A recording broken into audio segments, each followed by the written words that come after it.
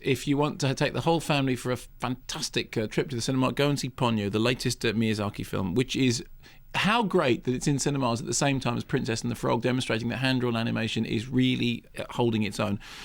Miyazaki apparently said at a comic convention that he was inspired to do this by Little Mermaid, because there's always been a kind of to and fro between the East and West, and this whole idea that somehow, Miyazaki's animation exists outside of Disney and the two things are separate is completely wrong, in the same way that, in fact, hand-drawn animation uses CG, and CG obviously uses hand-drawn animation. And as John Lasseter has demonstrated, John Lasseter is at the very, very forefront of the digital revolution, but whose great hero is Miyazaki, and who has done so much to bring Miyazaki's work to a Western audience. The two things, they're hands across the ocean, and genuinely, you have here a wonderful piece of artwork that is complete. I mean, I think absolutely holds its own against Princess and the Frog, and is so far one of my favourite films of the year. The story, as is always the case with Miyazaki stories, when you say it, sounds completely mad.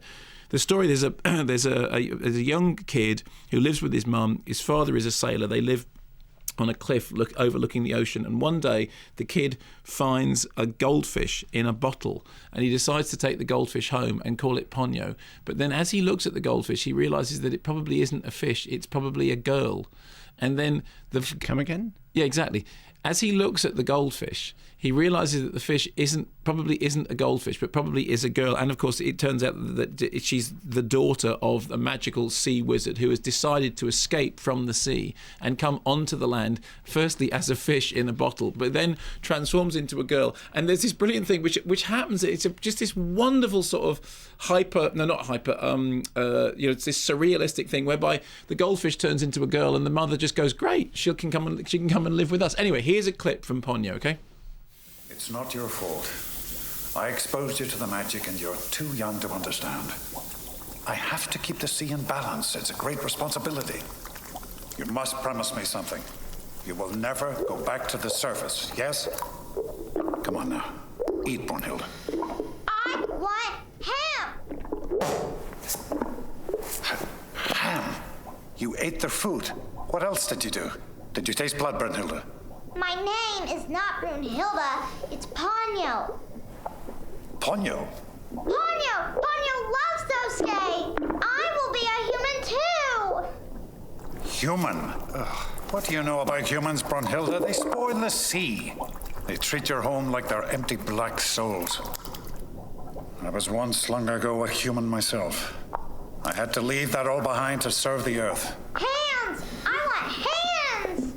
I don't want these flippers anymore! I want feet like Sosuke! I want big flappy hands like Dr. K.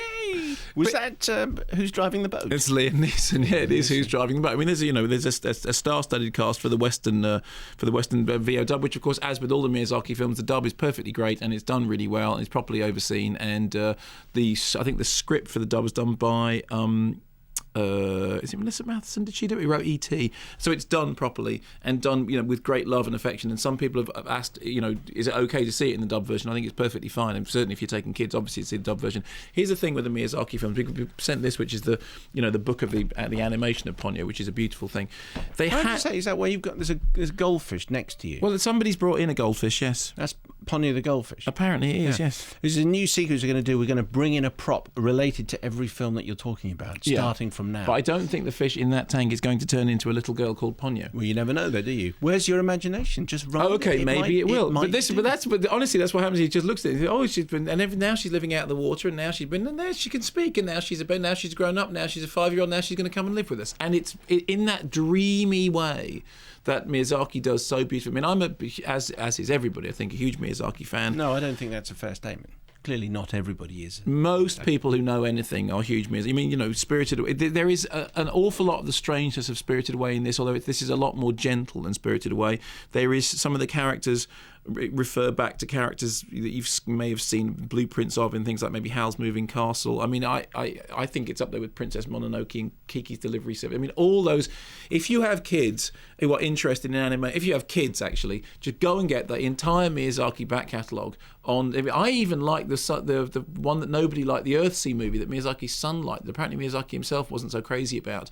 But this was just a joy. I sat there in the cinema and I was thrilled, and I just smiled, and it was beautiful to look at, and it was incredibly strange. I mean, the story was bizarre and had these kind of, because he has a real sort of eco thing going on, but it doesn't feel like it's being rammed down your throat because it's magical and enrapturing and beautifully orchestrated, and the sound of it's lovely, and the visuals, you can just get lost in them. And I'm sitting, I'm smiling like a baby, thinking. Did you cry? Well, there was a couple of moments that I was very, very moved. I mean, it's a very moving. So the moment when she meets her mother is just quite overwhelming, and it's fantastic. And it's obvious that she's the mother. Yeah, even if she's a fish. Well, you see, but she's a magical fish who becomes a girl whose mother is actually the great god. Is she a sort of a magical? You're being too literal about all this. Is the mother a magical fish as well, and they could see the resemblance? She's a deity. She's a sort of, Earthsea mother deity. And a bit fish? No, she's not a fish. She's a wave. She's a wave. The mother is a wave. She's half fish, half wave, half deity. Yeah.